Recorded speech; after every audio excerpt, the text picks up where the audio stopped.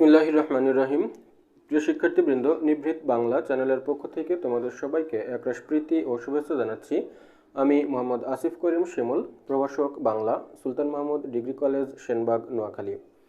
প্রিয় শিক্ষার্থীবৃন্দ, আজকের ভিডিওতে আমরা আলোচনা করব একাদশ এবং দ্বাদশ শ্রেণীর বাংলা প্রথম পত্রের গদ্য অংশ থেকে এবং যারা শিক্ষক নিবন্ধন পরীক্ষা স্কুল পর্যায়ের, বিশেষ করে বাংলা লিখিত পরীক্ষা দিতে যাচ্ছ তাদের জন্য আখতারুজ্জামান ইলিয়াস রচিত রেইনকোট নামক গল্পটি। প্রিয় শিক্ষার্থীবৃন্দ, আখতারুজ্জামান ইলিয়াস বাংলা সাহিত্যের একজন অনন্য সাধারণ লেখক এবং কথাশিল্পী। তোমরা জানো যে আখতারুজ্জামান ইলিয়াস তিনি দীর্ঘদিন সাহিত্য সাধনার সুযোগ পেয়েছেন, তারপরেও তার সাহিত্য একেবারে হাতে গোনা। তার একটা লক্ষ্য ছিল, তিনি কখনোই সাহিত্যের সংখ্যা বৃদ্ধির উপরে গুরুত্ব দেননি, বরং গুরুত্ব দিয়েছেন সাহিত্যের যে মান, এই মানটা বৃদ্ধির জন্য। এই কারণে তিনি দীর্ঘজীবন সাহিত্য সাধনা করলেও আমরা দেখেছি তিনি মাত্র উপন্যাস লিখেছেন 2টা, আর তার গল্প গ্রন্থ আছে 5টা, এবং এই 5টা গল্প গ্রন্থে মাত্র 28টি গল্প সংকলিত হয়েছে। তো তোমরা বুঝতেই পারছো, যিনি অসংখ্য সময় পেয়েছেন সাহিত্য সাধনার জন্য, সেই ব্যক্তিত্ব সাহিত্যকে সংখ্যায় না বাড়িয়ে তিনি বাড়িয়েছেন সাহিত্যের মান। তো এই জন্য বাংলা সাহিত্যে আখতারুজ্জামান ইলিয়াস একজন ব্যতিক্রমধর্মী লেখক। তো আমরা আজকে যে গল্পটা আলোচনা করব, গল্পের নাম হচ্ছে রেইনকোট। তোমরা থাম্বনেল দেখেই বুঝতে পারছো। তো এই রেইনকোট গল্পটার একটা প্রতীকী তাৎপর্য এই গল্পে ফুটিয়ে তোলা হয়েছে। আমরা সাধারণত জানি রেইনকোট একটা পোশাক, যেটা বৃষ্টির ভিতরে গায়ে পরতে হয়, এবং বৃষ্টির ভিতরে যখন গায়ে পরা হয় তখন উইদাউট ছাতা, অর্থাৎ ছাতা ছাড়াও শরীরে কোনো বৃষ্টি লাগে না। তো এইরকম একটা পোশাকের প্রতীকী তাৎপর্য কিন্তু এই গল্পে আমরা দেখতে পাই। এই গল্পের যিনি প্রধান চরিত্র আছেন, সেই প্রধান চরিত্রের নাম হচ্ছে নুরুল হুদা, যিনি ঢাকা কলেজের কেমিস্ট্রি বিষয়ের একজন লেকচারার বা প্রভাষক। এই গল্পের নুরুল হুদা চরিত্রের মাধ্যম দিয়েই কিন্তু লেখক রেইনকোট গল্পের প্রতীকী তাৎপর্যটা আমাদের সামনে ফুটিয়ে তুলেছেন। তো এই গল্পটা আমাদের ভালো মতো বুঝতে হলে বেশ কিছু বিষয় প্রথমে জেনে নেওয়া প্রয়োজন। যেমন এই গল্পটা কোন সময়ের বা এই গল্পটা কোন বিষয়কে প্রেক্ষাপট করে রচিত হয়েছে।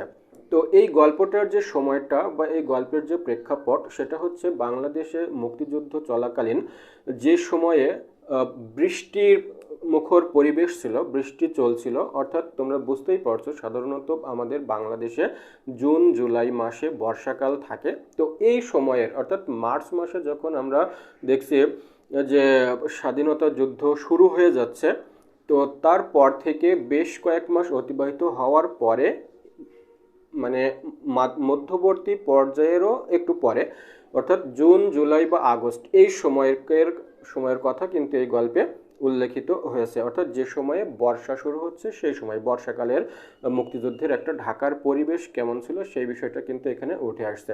আচ্ছা, এরপরে আরও যে কয়েকটা বিষয় জানা উচিত। এই গল্পের যিনি প্রধান চরিত্র তিনি কে? এই গল্পের যিনি প্রধান চরিত্র তিনি হচ্ছেন নুরুল হুদা। একটু আগেই বললাম নুরুল হুদা হচ্ছে ঢাকা কলেজের কেমিস্ট্রি বিষয়ের লেকচারার। আচ্ছা, এই গল্পে আরও বেশ কয়েকটা চরিত্র আছে, সেই চরিত্রগুলোর নামও আমাদের আগে জানা উচিত, তাহলে আমরা মূল গল্পটা যখন আলোচনা করব তখন গল্পটা বুঝতে তোমাদের সুবিধা হবে। তো যেহেতু ঢাকা কলেজের তিনি লেকচারার, তার মানে এখানকার যে প্রতিষ্ঠানের কথা উল্লেখ করা হয়েছে সেই প্রতিষ্ঠানটা হচ্ছে ঢাকা কলেজ। আর কলেজ যেহেতু, তার অবশ্যই একজন প্রিন্সিপাল আছে। কলেজের প্রিন্সিপালের নাম হচ্ছে ডক্টর আফাজ উদ্দিন আহমেদ। আচ্ছা, আরও যে কয়েকটা নাম আছে, প্রিন্সিপালের পিয়ন যিনি, তার নাম হচ্ছে ইসহাক মিয়া। আরও যে কয়েকটা নাম আছে, জিওগ্রাফির আরেকজন শিক্ষক, তার নাম হচ্ছে জিওগ্রাফির যিনি শিক্ষক তিনি হচ্ছে আব্দুস সাত্তার মৃধা। আবার উর্দুর একজন আছেন, তার নাম হচ্ছে আকবর সাজিদ। তো এইভাবে বেশ কিছু নাম কিন্তু এই গল্পে পাওয়া যায়। আর আরও একটা যে বিষয়, যে যার রেইনকোটটা নিয়ে মূলত এই গল্পটা, সে একজন মুক্তিযোদ্ধা, তার নাম মিন্টু, এবং মিন্টু সম্পর্কে আমাদের এই গল্পের যিনি প্রধান নায়ক চরিত্র নুরুল হুদার শ্যালক। আর নুরুল হুদার স্ত্রীর নাম হচ্ছে আসমা।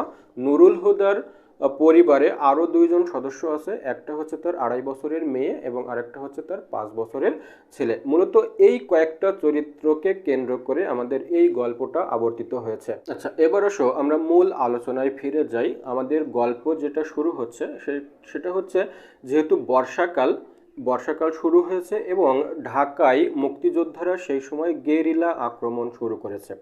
এবং এই যেই রাতে ঢাকা কলেজে গেরিলা আক্রমণ করা হলো, অর্থাৎ ঢাকা কলেজে গেরিলা আক্রমণ করে ঢাকা কলেজের যে প্রধান গেট, এই গেটের সামনে যে ট্রান্সফরমারটা ছিল সেই ট্রান্সফরমারটা মুক্তিযোদ্ধারা উড়িয়ে দিয়েছে এবং সেই গেট তারা পার হয়ে চলে আসছে এবং সামনে যে খেলার মাঠ ছিল, টেনিস লন ছিল, তারপরে যে মস্ত দালান ছিল, এই সমস্ত কিছু পার হয়ে যে প্রিন্সিপালের কোয়ার্টার ঘেঁষে যে কলেজের জিমনেশিয়াম, সেই জিমনেশিয়ামে বসতে হচ্ছে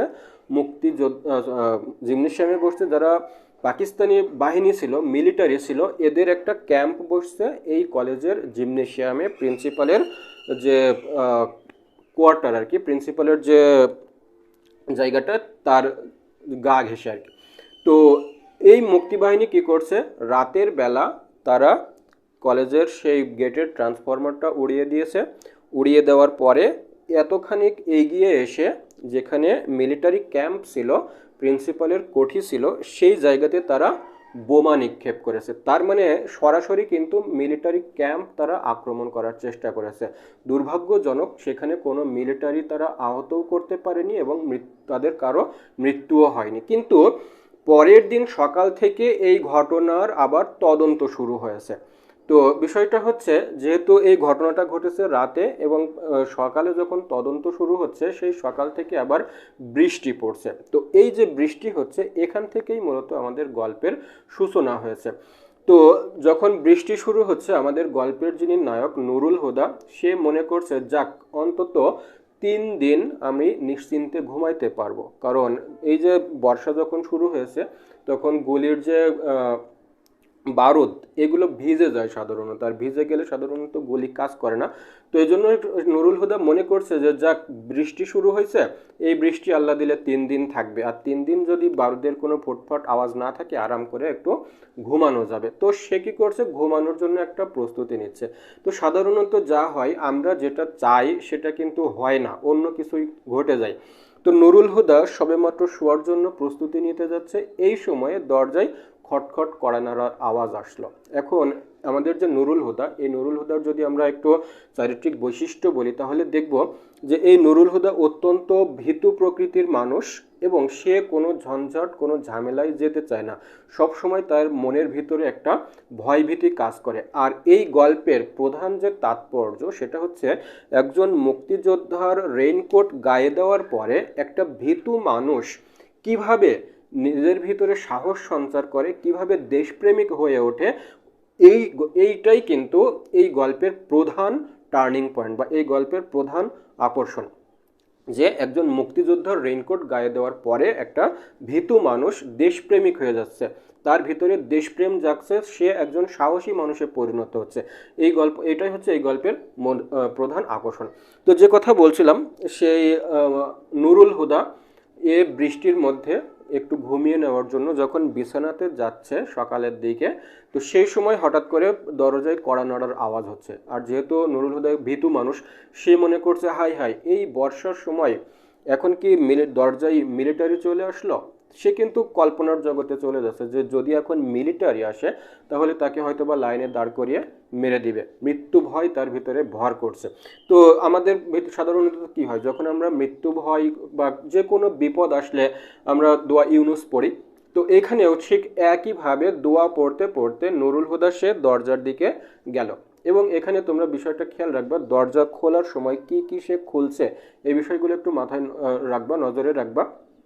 সে দেখা গেল 2টা সিটকিনি, তারপরে হচ্ছে একটা খিল এবং একটা কাঠের ডাসা। এটা যখন দরজা থেকে খুললো, বাইরে যেহেতু বৃষ্টি হচ্ছে, বাতাস হচ্ছে, সেই বাতাসের ঝাপটার সঙ্গে বৃষ্টির সঙ্গে দেখা গেল ঘরে ঢুকছে প্রিন্সিপালের পিয়ন। তো তো প্রিন্সিপালের পিয়ন দেখে সে মনে মনে আলহামদুলিল্লাহ বলছে, যাক মিলিটারি তো নয়, অন্তত এবারটা জানে বেঁচে গেলাম। তো যেই জায়গাতে একটু আগেই তার মনে হচ্ছিল এখনই মিলিটারি এসে আমাকে মেরে ফেলবে, সেই জায়গায় হঠাৎ করে যখন দেখলো যে না আমি মরি নাই, আমি বেঁচে আছি, তখন সে যে কি খুশি হয়েছে। এবং সে বলছে যে এতটা খুশি যে প্রিন্সিপালের পিয়নকে মনে হয় যে জড়িয়ে ধরে চুমু খেলে মনে হয় আমার এই খুশিটা প্রকাশ করতে পারতাম। তো এত খুশি সে কিন্তু হয়েছে। তো যাই হোক, এই বৃষ্টির ভিতরে প্রিন্সিপালের পিয়ন যখন আসছে, তখন তোমরা বুঝতেই পারছো অবশ্যই কোনো না কোনো কাজে আসছে, তা না হলে এরকম বৃষ্টির ভিতরে সে কিন্তু আসতো না। তো সেই কারণটা যখন জিজ্ঞাসা করে নুরুল হুদা যে ইসাক মিয়া কি জন্য আসছো, তো এদিকে আবার ইসাক মিয়া কি করে, এপ্রিল মাসের শুরু থেকেই কিন্তু সে বাংলা বলা ছেড়ে দিয়েছে এবং সে উর্দু বলে। এবং এই উর্দুতেই সে নুরুল হুদার সঙ্গে কথাবার্তা বলছে এবং একটা পর্যায়ে জানালো কি যে ওই কলেজের সামনের ট্রান্সফরমারটা ভেঙে গিয়েছে, এটার এখন তদন্ত শুরু হয়েছে, প্রিন্সিপাল সাহেব তোমাকে ডাকছেন, এখনই যেতে হবে। এর পাশাপাশি আকবর সাজিদ পাশাপাশি হচ্ছে আব্দুস সাত্তার মৃধা, তাকেও তলব করা হচ্ছে। তো গোছগাছ করে এখনই তোমাকে রওনা দিতে হবে।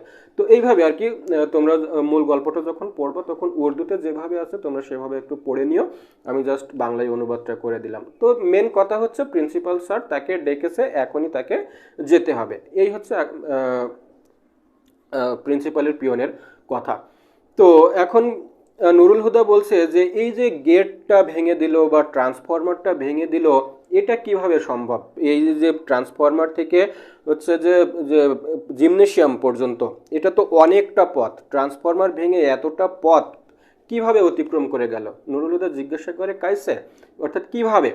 তো এই জায়গাতে প্রিন্সিপালের পিয়ন যে সে বলে ও আপই কে সকতা, অর্থাৎ এটা আপনিই বলতে পারেন। তখন আবার নুরুল হুদা মনে করে হাই হাই, এরা কি আমাকে সন্দেহ করছে নাকি, যে আমি কিভাবে জানবো, আমি তো আর এই মুক্তিবাহিনী না, তাহলে আমি কিভাবে জানবো।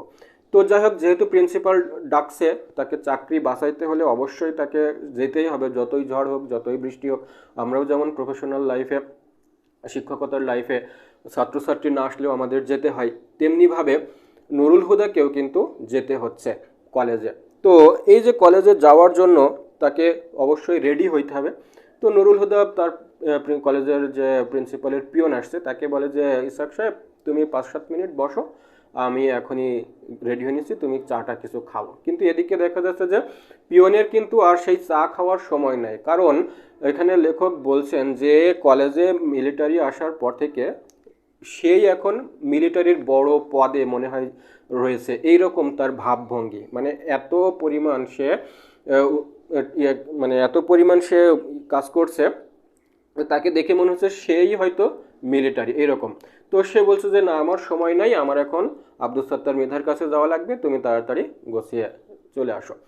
তো যাই হোক, এখন যেহেতু যেতেই হবে বাধ্য হয়ে, তো কি করা যায়, সে কিন্তু তখন কি করছে, রেডি হওয়া শুরু করছে।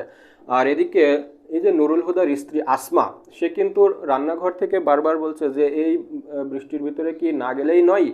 তখন নুরুল হুদা মনে মনে বলে যে হাই, তুমি যদি বুঝতে, এই যে চাকরি করছি, এই চাকরি যদি আমাকে বাঁচাইতে হয় তাহলে তো আমার যাওয়াই লাগবে, আর না গেলে প্রিন্সিপাল যে ঝাড়ি দিবে এই ঝাড়ির ভাগ তো সে আর স্ত্রী নিবে না, কিংবা মিলিটারি যে ঝাড়ি দিবে এই ঝাড়ির ভাগ তো আর স্ত্রী নিবে না।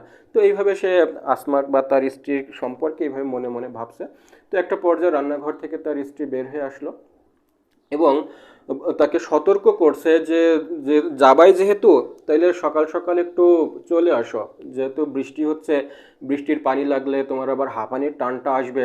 তাছাড়া হচ্ছে যে বৃষ্টি শুরু হওয়ার আগে মিরপুর ব্রিজের দিকে গোলাগুলির আওয়াজ চলছিল, কখন কি হয় না হয় এগুলো তো আর বলা যায় না। তো এইভাবে তার স্ত্রী তাকে বিভিন্নভাবে সতর্ক করছে, কিন্তু এদিকে তো নুরুল হুদা তাকে যাওয়াই লাগবে, প্রিন্সিপাল যেহেতু বলছে।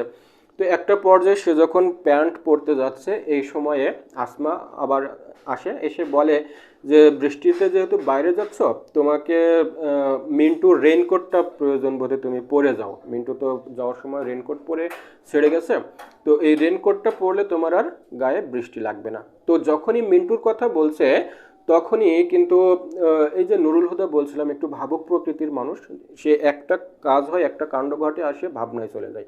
তো মিন্টুর কথা যখনই আসছে সে মনে করছে হায় হায় মিন্টু কি তাহলে আবার চলে আসলো। মিন্টু চলে আসা মানে তো সে মিলিটারিও আবার চলে আসা, আর মিলিটারি চলে আসা মানে তো আবার গোলাগুলি, বিভিন্ন ধরনের ঝামেলা। তো যখনই মিন্টুর কথা আসছে তখনই কিন্তু সে এরকম ভাবনায় চলে যাচ্ছে।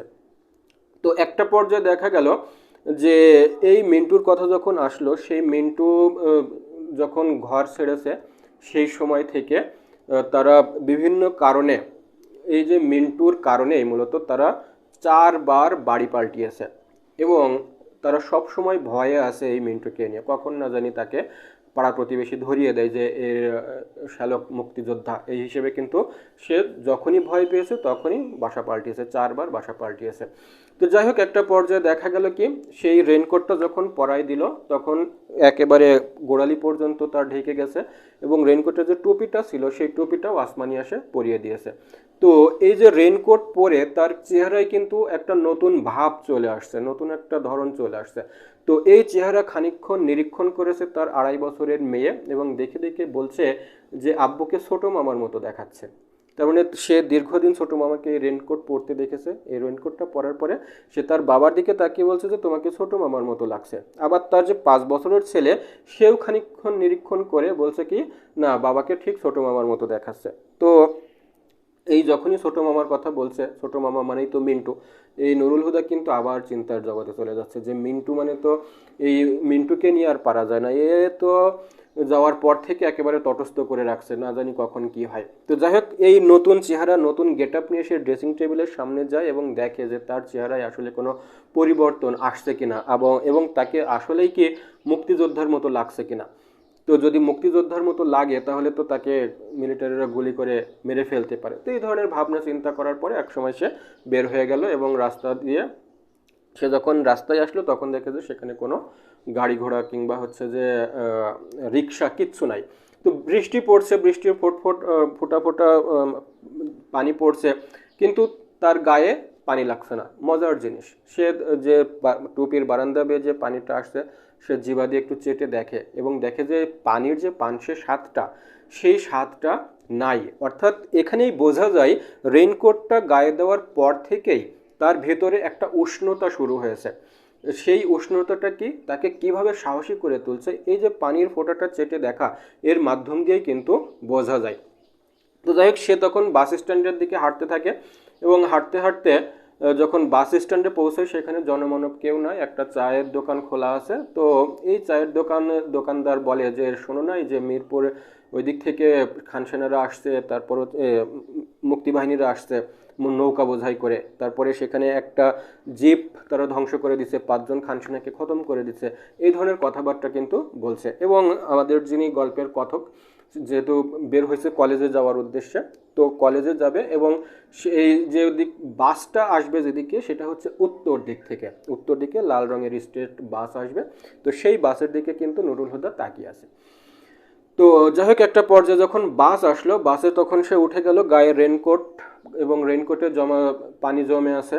তো এই যে সে বাসে ওঠার পরে তার ভেতরের যে উষ্ণতা, সেই উষ্ণতা কিন্তু বৃদ্ধি পেয়েছে রেনকোটটা পরার পর থেকেই।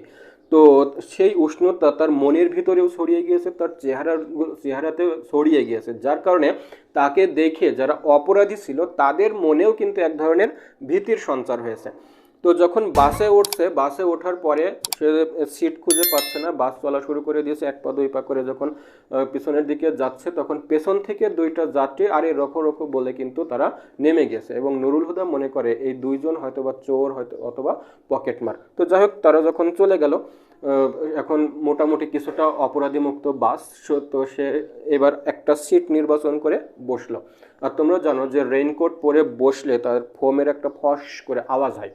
তো সে যখন একটা সিটে বসছে, তো ফস করে আওয়াজ হয়েছে। তো আওয়াজ হইলে সামনের থেকে 3জন যাত্রী পেছন ফিরে এইভাবে তাকাইছে, এরাও কিন্তু মনে করছে যে এ কি না জানি কি, তো হয়তো বা আমাদের ধরে ফেলবে।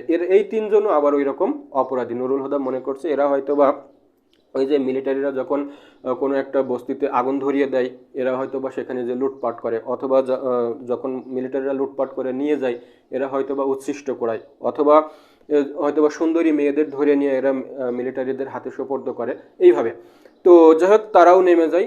এরপরে আস্তে আস্তে বাস আগাইতে থাকে এবং একটা পর্যায়ে আসাদ গেটে পৌঁছায়। আসাদ গেট আসার পরে সেখানে বেশ কয়েকজন যাত্রী আবার গাড়িতে ওঠে এবং এই যে নুরুল হুদা রেইনকোট পরা এরকম অবস্থায় নুরুল হুদাকে দেখে আবার ওই যারা উঠছিল তার মধ্য থেকেই আবার বেশ কয়েকজন নেমে যায়। এই সংখ্যাগুলো তোমরা বই দেখে দেখে একটু মনে রাখবা যে কোন স্টপেজ থেকে কতজন উঠছে, কতজন নামছে। এই জিনিসগুলো তোমরা একটু মনে রাখবা, কারণ এই বিষয়গুলো আবার অ্যাডমিশন পরীক্ষাতেও আসে।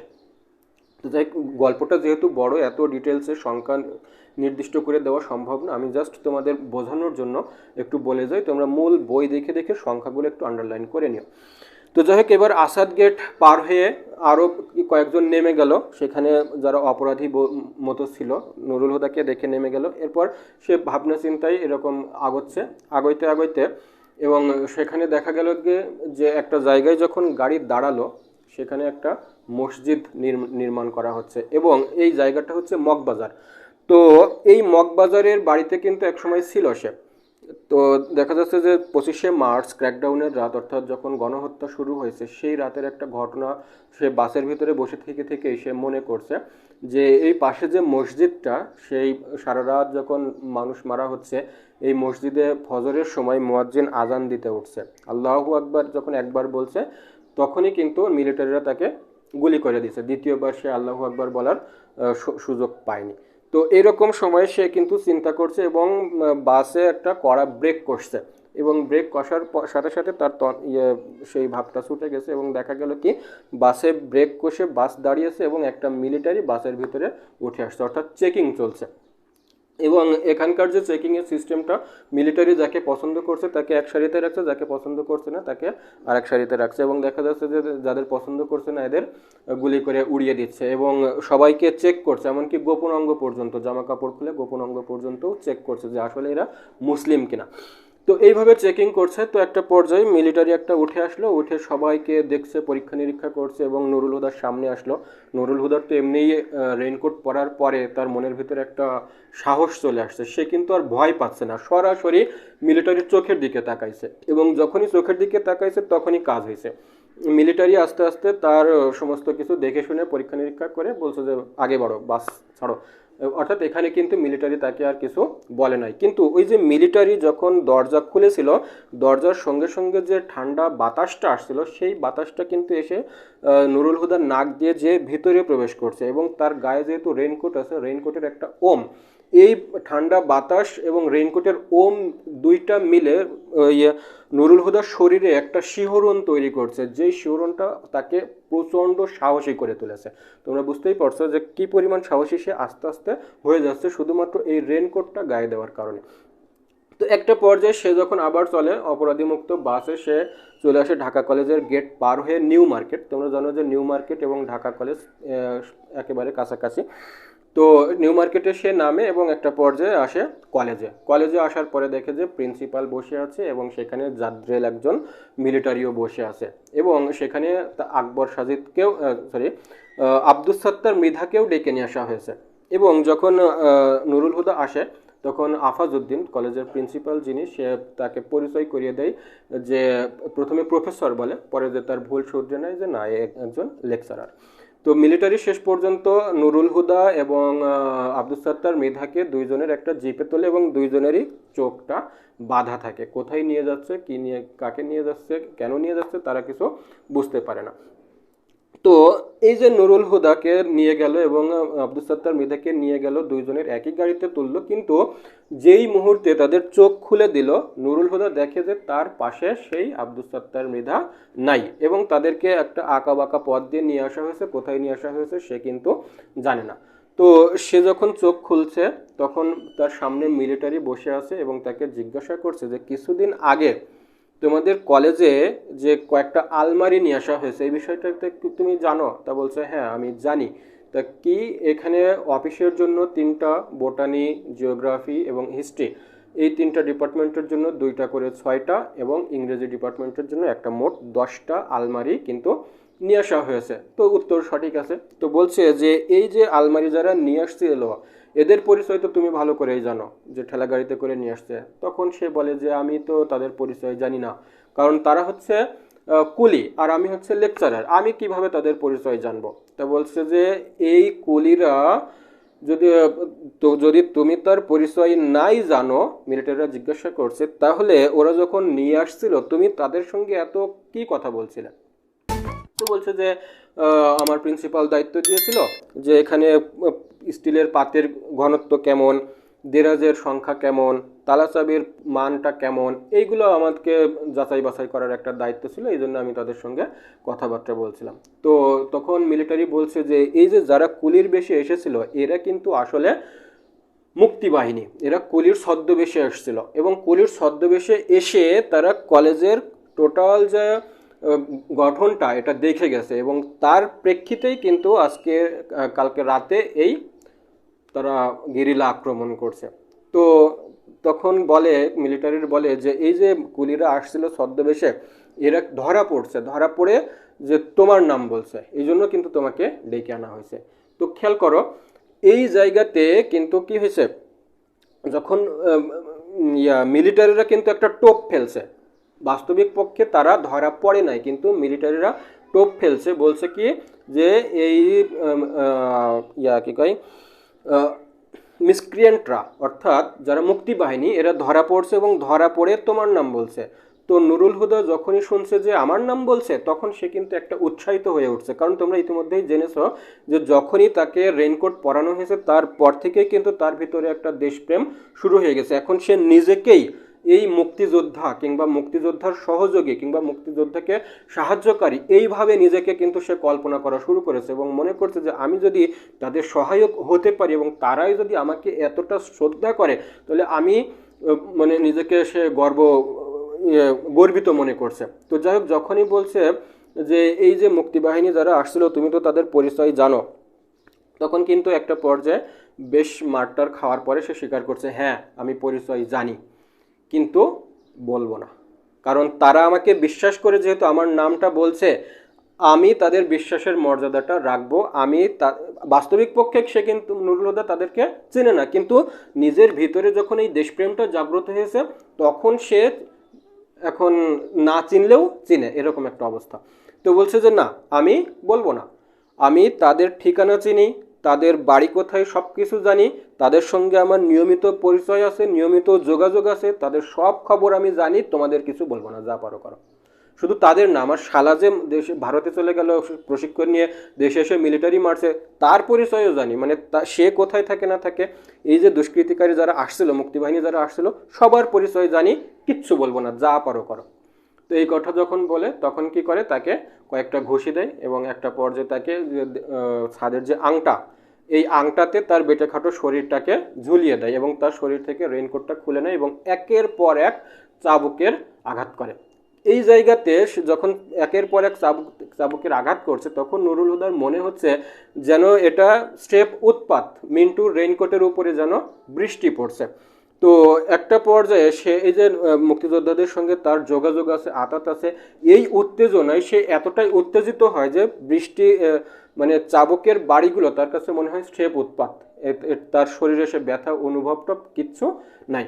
তো এই পর্যায়ে এখানেই হচ্ছে গল্পটা শেষ। তো মেন কথা হচ্ছে রেইনকোট গল্পে রেইনকোটের যে প্রতীকী তাৎপর্য, একটা ভীতু মানুষ, একটা কোনো ঝুট ঝামেলায় যায় না এরকম একটা মানুষ একজন মুক্তিযোদ্ধার রেইনকোট গায়ে দেওয়ার পরে তার ভিতরের যে উত্তেজনা, তার ভিতরের যে দেশপ্রেম, তার ভিতরের যে দেশাত্মবোধ জাগ্রত হয়েছে, এই জিনিসটাই কিন্তু এই গল্পে অত্যন্ত তাৎপর্যপূর্ণভাবে ফুটে উঠেছে।